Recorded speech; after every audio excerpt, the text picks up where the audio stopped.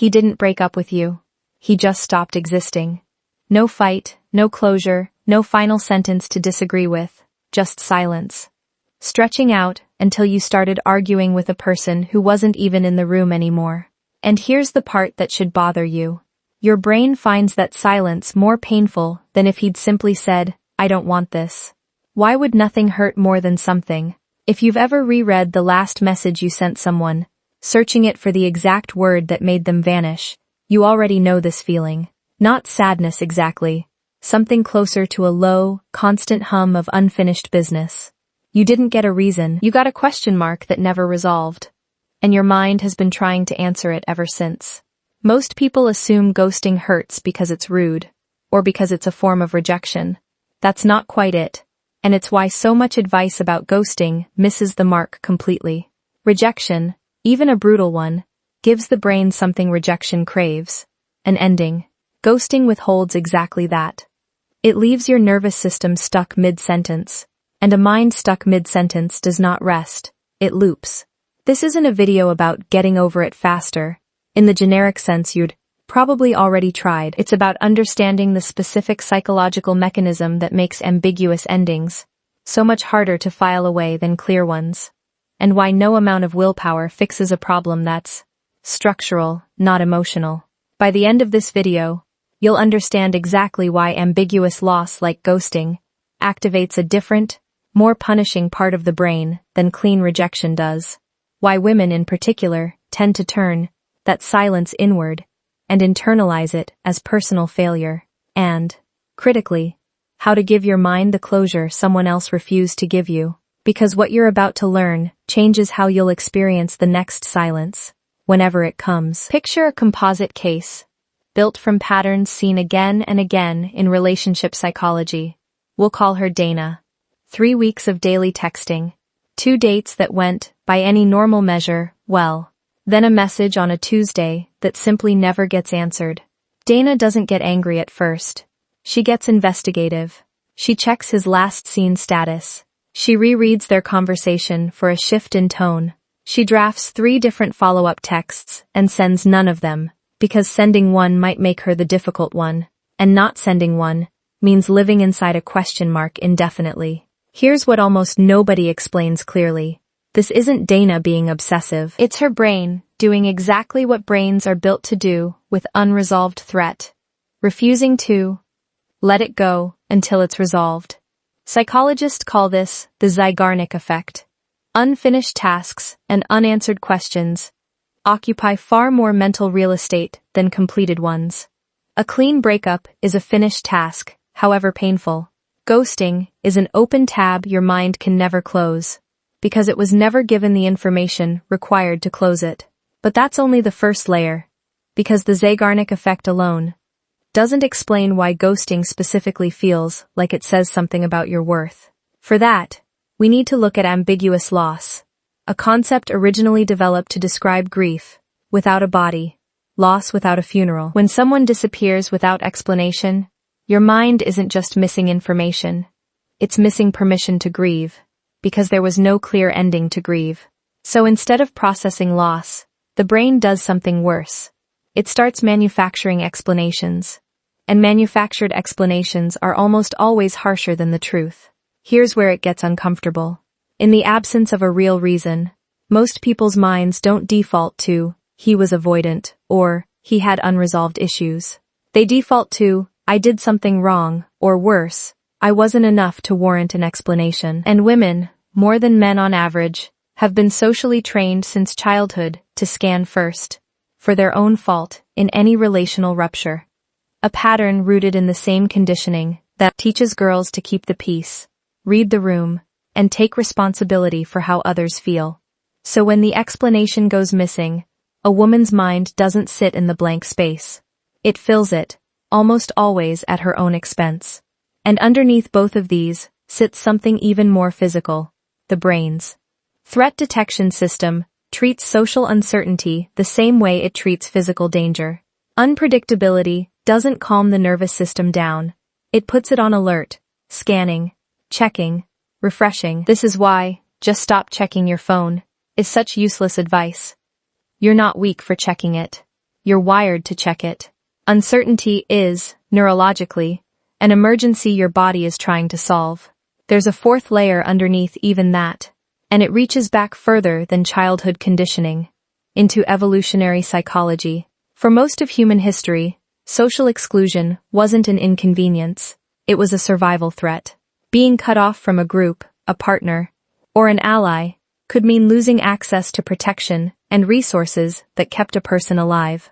The brain never updated that threat calculus for modern dating. So when someone vanishes without explanation, an ancient part of your nervous system doesn't register mildly rude text habits. It registers possible exile and reacts with a disproportionate urgency that has nothing to do with how much you actually knew this person, and everything to do with how your brain was built. 4 layers, each one explaining a piece the previous one couldn't. An unfinished task your mind refuses to file away. A loss with no shape to grieve. A self-blame reflex trained into you long before dating existed. And an alarm system still calibrated for a world where disappearance meant danger. None of them are evidence you handled this wrong. All of them are evidence you're human. Here is the deeper truth underneath the Zeigarnik effect, the ambiguous loss, and the threat response. Ghosting doesn't just withhold an answer, it outsources the entire meaning-making process to you, and then blames you for whatever meaning you land on. Think of it like being handed a jigsaw puzzle with half the pieces missing, and being told to finish it anyway. Whatever picture you construct with the pieces you have will be incomplete and probably wrong, but your mind will still judge you as though you failed to solve a puzzle that was solvable. That's what happens every time you try to figure out why he ghosted. You're not failing to read the situation correctly. You were never given enough pieces to read it correctly in the first place. The failure was never yours. It was baked into the format of the loss itself. This is why you can logically know, this says more about him than about me, and still feel the sting of self-doubt at 1 a.m. Your rational mind and your meaning-making mind are running 2 different processes, and the meaning-making one doesn't wait for facts. It fills gaps automatically, the way your eyes fill in a blind spot without you ever noticing the gap was there. This is also what's actually happening when you replay the relationship on a loop, hunting for the moment you ruined it. You're not being irrational. You're a mind trying to complete an unfinished pattern, because completed patterns are what your brain is built to reward with relief. The tragedy is that ghosting, by design, never lets you complete it, which means the loop can run indefinitely unless you choose to interrupt it deliberately, from the outside, since the other person clearly isn't going to do it for you. And here's the part that changes everything once you actually see it. The absence of an explanation is not neutral information waiting to be decoded. It's a decision someone else made about their own discomfort, not a verdict about your value. A person who ghosts is not silently communicating, "You weren't enough." They are avoiding a conversation they didn't have the emotional capacity, courage, or maturity to have. That avoidance is data about them, about their conflict tolerance, their attachment patterns, their relationship to discomfort, and almost none of it is data about you. There's a reason this reframe is so hard to hold on to, even once you understand it intellectually. Silence feels personal because you experienced it in a deeply personal moment, so your brain files it under "something about me" by default. The same way a room feels colder the moment the lights go out, even though the temperature hasn't actually changed. The absence changed. The facts about your worth did not. It's worth sitting with that distinction for a moment, because it's the hinge the entire video turns on. What changed was information, not truth. You didn't become less worthy of an answer. You simply stopped receiving one, and those are not the same event, even though your body will insist they feel identical. So when you feel that familiar 1 a.m. spiral starting, rereading, rechecking, reconstructing, that's not proof you did something wrong. That's your mind, doing exactly what unfinished business does to every human brain, reaching for an ending nobody gave it. The ending doesn't have to come from him. It was never his to give in the first place. It has to come from you. So how do you actually close a loop someone else left open? Not by getting the explanation you were owed. You may never get it. You close it by deliberately giving your own mind what it's been begging for. A manufactured, self-authored ending that stops the search. First, name the mechanism, not the mystery. The moment you catch yourself asking, "Why did he do this?" redirect the question. Ask instead, "What does this behavior tell me about his capacity for honesty and discomfort?" This single shift moves the investigation off of you and onto the actual evidence in front of you, his actions, instead of the void where his explanation should have been. You cannot investigate a person's silence. You can only observe what the silence itself demonstrates, that when things got uncomfortable, he chose disappearance over honesty. That's not a mystery, that's already an answer. Second, write the closure letter you'll never send. This isn't a cliché exercise. It's a direct application of the Zeigarnik effect against itself. Your brain doesn't actually need the other person to provide an ending. It needs an ending to exist. Writing out, in full, what you would have wanted to hear, and then, crucially, writing your own response to it, gives your mind a completed narrative to file away instead of an open one to keep rerunning. Third, resist the urge to build a case for your own blame. When explanations go missing, the mind reaches for the nearest available story, and self-blame is always nearest, because it's the story you've been trained since childhood to reach for first. Every time you catch yourself building a case against yourself, maybe I texted too much, maybe I wasn't interesting enough, stop and ask whether you would accept that same flimsy evidence if a friend brought it to you. You wouldn't. Hold yourself to the same standard of evidence you'd demand on someone else's behalf. Fourth, reframe the disappearance as disqualifying information, not devastating information.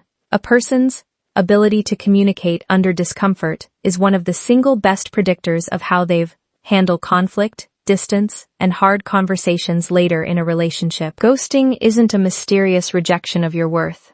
It's a live demonstration, early and for free, of exactly how this person handles emotional difficulty. That's not a loss. That's data that just saved you months, possibly years, of finding out the hard way. Fifth, and this is the one most people skip, let the grief be real, without needing it to be rational. Use, allowed to grieve a version of a relationship that existed mostly in potential. The texts, the plans you hadn't made yet, the person you thought you were getting to know. That grief doesn't require a funeral-sized loss to be valid. Ambiguous loss is still loss. Naming it as real, instead of telling yourself you're overreacting to someone you barely knew, is often what finally lets it move instead of stay stuck. None of this requires the other person to ever explain themselves. That's the point. Waiting for someone who has already shown you they won't have the hard conversation keeps your closure in someone else's hands. Someone who's already demonstrated they're not going to pick it up. Real closure was never going to arrive by text. It arrives the moment you stop treating their silence as a puzzle you failed to solve, and start treating it as an answer you've had all along. And notice something about all 5 steps. None of them depend on the ghoster ever resurfacing, apologizing, or explaining. That's deliberate. A closure process that requires the other person's participation isn't really closure. It's just a longer, more elegant version of waiting. The steps above work precisely because they hand the ending back to the one person who was always capable of writing it. You. That's not a consolation prize. That's actually the more durable kind of closure, because it doesn't evaporate the next time someone else goes quiet. You were never too much for wanting a reason. You were simply given a loss with no shape and asked to grieve it anyway, and you did, even without the map. That's not weakness. That's proof you're felt. Wholly of surviving exactly the kind of uncertainty that would keep most people stuck. If this put language to something you've felt but couldn't explain, tell me in the comments. What's the question you never got answered? And if you want the next video to walk through exactly what to say, and not say, the next time someone tries to quietly resurface after disappearing, subscribe, because that's exactly what's coming next.